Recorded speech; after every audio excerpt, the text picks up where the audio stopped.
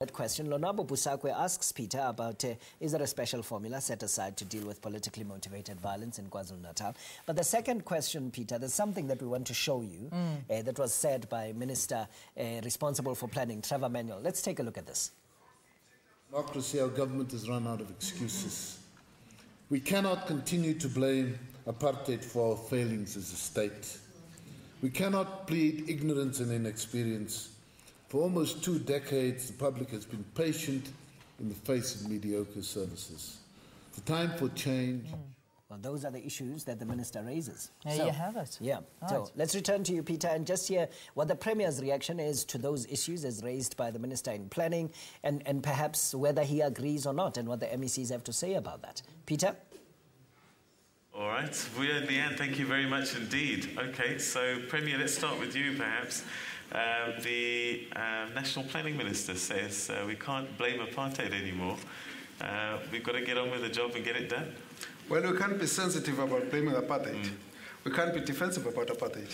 The point which I was making is how it arose. My colleague indicated what is being done, and I think that answers the question. Okay, all right. The second part of the question, perhaps we can ask the MEC for Community Safety and Liaison, Mr. William Kunu. The last time we spoke, there was a disturbing level of political violence that was taking place, and I think it might have had something to do with the run-up to Mangaung, I'm not sure. What has happened since? And also that there's a violence that's taking place in the crime. Crime is one thing, but it's associated with a certain type of violence that we're seeing. What are your thoughts on what's happening there? Is there a special formula, way of dealing with political violence on the one hand, and also, I guess, even non-political violence? Peter, good morning, and to the viewers both here and outside of this room. Peter, we have dealt with the issues of political violence. The Premier launched a multi-party political intervention committee, which has been responsible for strategizing in all areas where there are perceived inter-party conflicts. The difficulty arises when it's inter-party conflicts, and that's where we have called on leaders of relevant parties to take leadership and intervene. Where there are inter-party conflicts, again, we've seen at the most senior level leaders coming in to intervene and to separate the fighting parties, and we think we've been successful. But also where criminal activities have had to be dealt with by police have done a hell of a good job.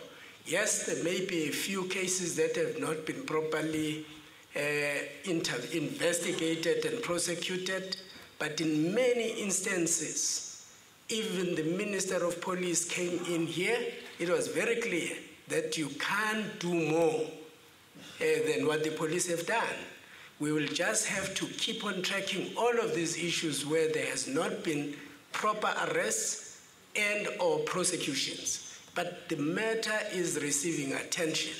Internally in the parties, I think where parties have taken a stand to deal with with those leaders, for instance, I can safely say that in some of the parties, people have been dismissed, expelled from their parties. In other parties, it's been different.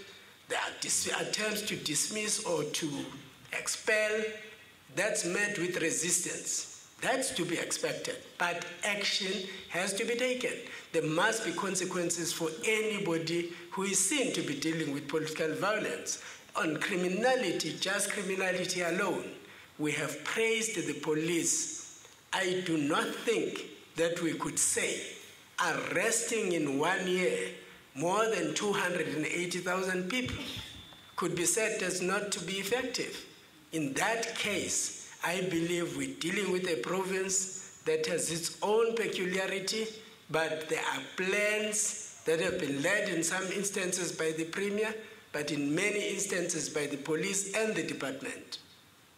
Talking about police, also the last time we met, there were some high-profile cases of police corruption that was taking place. And also on the radar at the moment is the use of force by police. Is this an issue in the province? And are you still having problems with corrupt police, police involved in criminality, and also the use of force by police? Peter, let's look at it this way. Where police in this province have been found to be on the wrong side of the law, they've been dealt with. We are satisfied with that. You know there is a Cato Manor case that's in court. Those people were not arrested by anybody else but by their colleagues. Therefore, they are being dealt with. You know there are people who are going through courts charged with issues of fraud, bribery, and the like. All of those are matters brought by the police to the courts of the country. And we are satisfied. We obviously live in a society where corruption is not a one-way process. If there are people who are corrupt there and they corrupt the police, then it means we must deal with society as well. And that's the moral fiber that we must deal with. And lately, we've come up with a strategy which we have agreed with COCTA, and Cabinet has endorsed it, where the issues of morality will be dealt with at a ward level through community representative structures, but also working within the policing precinct and the safety and security precinct. So in our case, we believe that society in general must be dealt with in terms of the morality of society, because that's what feeds into the police. But we will not stop to say to the police, where you see a corrupt police officer, deal with them.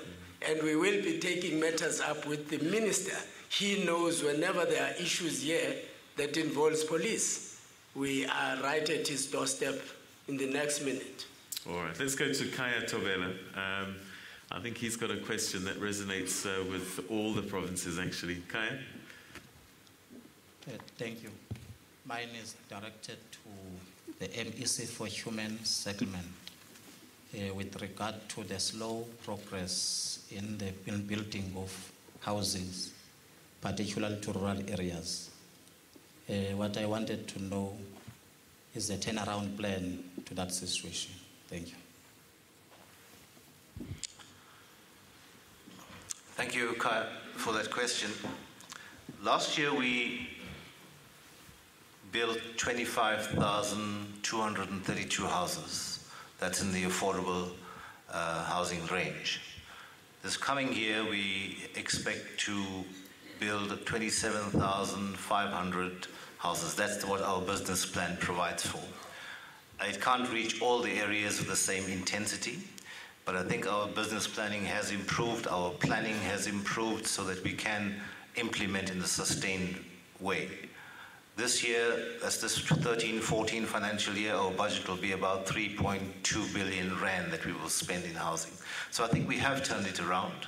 I think the question of shoddy workmanship, for example, is a thing of the past. In the last 18 months of all the projects that we have produced, I haven't had problems of shoddy workmanship apart from normal snag lists. So that's the kind of quality that we want to see. We've got very strong certification processes to compel the quality issue. So yes, there might have been a bit of a slowdown, but I think it was necessary to deal with the quality issues. Now it's a question of resources. And I think within a very short space of time, we should be able to make a case to National Treasury to increase the budgets that are in fact available. I'm pleased to say that KwaZulu-Natal spent all of its money that was allocated to us last financial year. In fact, we were slight overspend, which we're not worried about, but clearly our planning systems have now geared up to such an extent that we can spend far more than we have been allocated. In the Tigwini alone, National Treasury and the National Development Plan compels us to focus a bit more on our urban areas. In fact, in KZN in particular, over the last 2 to 3 years, there's been quite an emphasis and a very high success rate of rural housing. We've got to correct that balance a bit, and we're compelled to do so by the National Development Plan and the National Treasury Directive. So in eThekwini, in this coming financial year, between our own allocation of about 950 million rand, plus the USDG grant, which is a direct grant to eThekwini from National Treasury, we should be spending in excess of 1.2 billion rand in eThekwini alone. So I think the picture has changed. We've got to keep our foot on the pedal, so to speak, ensure proper quality, value for money, and I think we'll get there. Thank you. All right, okay, you've mentioned the word budget quite a bit, and this is probably relevant for the next question. Linda Hlongwan.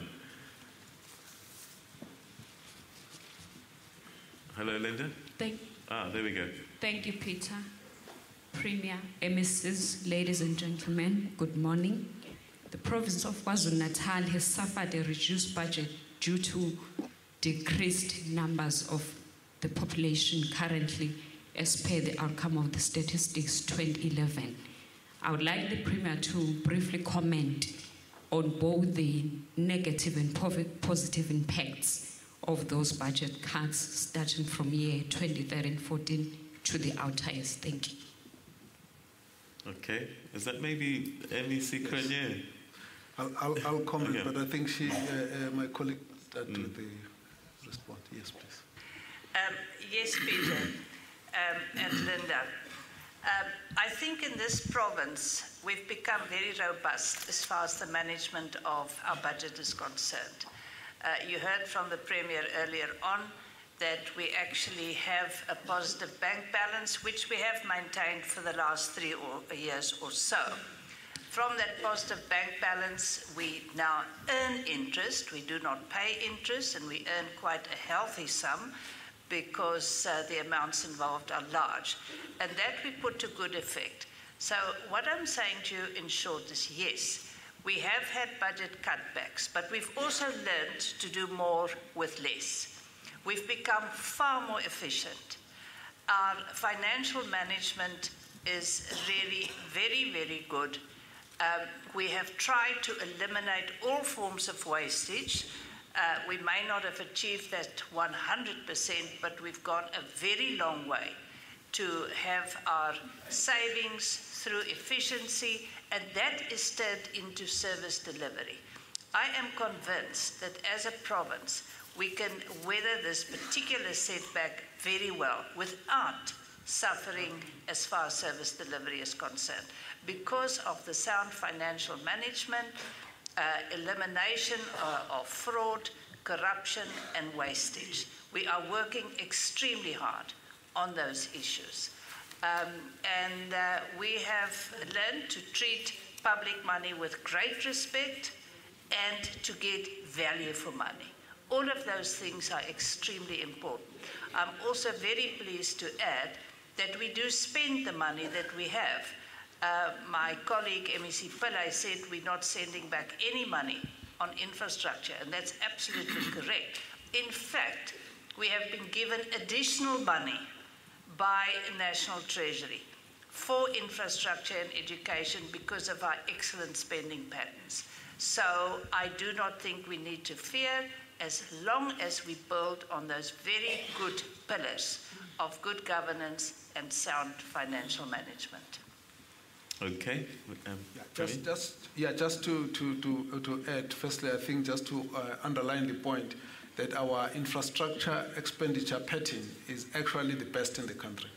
It is the only country that we can match the term of the year with the percentage spent. It's the only one. Now, the point I'm making is that the MEC is raising the question of efficiency in expenditure pattern that we've actually been able to do. When we realized that we're going to run into problem with the recession and the reduction of the budget, and the other one with the population figures, we then had a whole meeting with all MECs, heads of departments, CFOs, and we decided that we're going to be much tighter on our austerity measures. And all I can say is that the amount of money that national government is not able to give us is much, much less than the amount that they give us. And our point is there will never be enough money for our needs. So whatever we've got, we must use efficiently. And as far as we would be concerned, we understand the basis on which the budget would have been reduced. We've also understood the formula that they've used.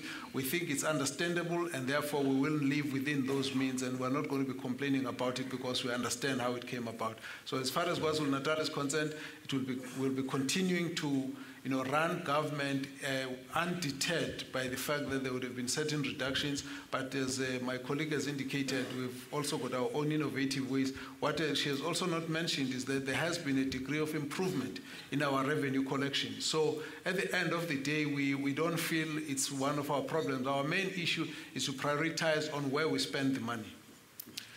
All right. Talking about budgets, one of the big ticket items is education. MEC Kunu, how is it that we have so many vacant posts? I'm looking at some of these statistics. 800 plus vacant posts for school inspectors, 569 subject advisors, 186 deputy chief education specialists. How are we in this situation? And yet you're getting a healthy budget. We're talking about efficiencies. But if we've got so many vacant posts, it doesn't point to efficiency though, does it? Well, I'm not sure about the accuracy of those figures. But the Department of Education in the province has undergone a restructuring, which started in 2010 and we finished in 2011. And we've been, from September 2011, been implementing the strategy, which included the review of posts in relation to or to match the new imperatives, and we are happy that everything is working according to plan. There are vacancies here and there, and those vacancies are based solely on the fact that we are short in terms of personnel budget as a result of policies that were reviewed in 2008 with the introduction of OSD, and with regard to the fact that we are a person-driven department employing up to 110,000 people, including educators. And therefore, we've tended to ensure that rather make sure that at school level, we fill up our posts and make sure that in front of each and every child, in each and every classroom, there is a teacher for every subject in every grade. And we place a lot of value on that. And this has resulted, therefore, in us not filling a few other posts which we regard as not critical, but are there, and we continue to review our organogram so that some of those posts actually finally fizzle out. But we are quite on course in terms of what we want to achieve in education. All right, okay. MEC for Agriculture, this next question from Becky, I think is for you. Becky Mufulo. Where are you, Becky? There we go. Stand up, the microphone will come to you.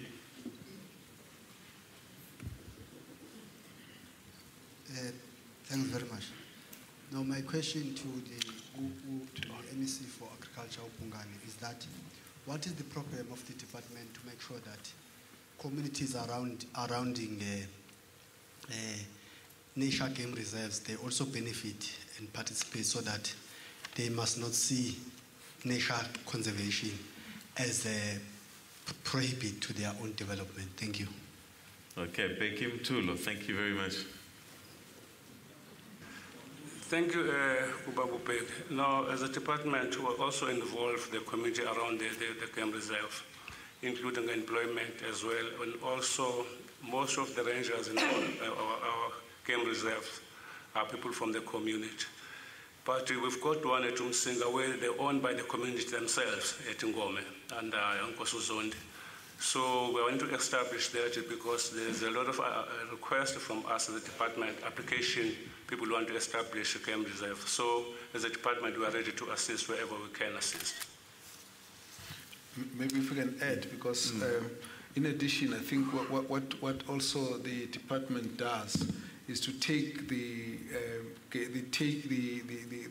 gate takings that go into the game reserves, put them together, and they've created a hotel.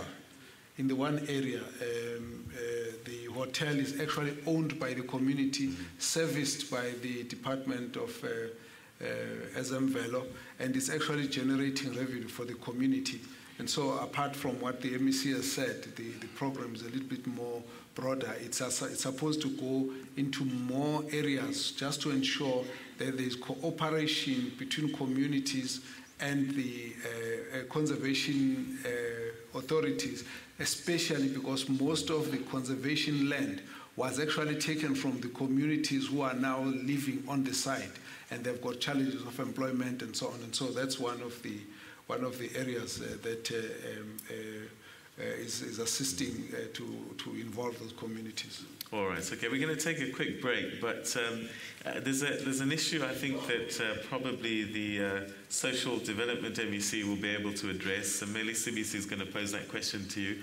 But you at home as well, if you have questions, Vuya and Leanne are taking those questions, and hopefully we'll be able to collect those too. So stay with us as we continue with our conversation right after these.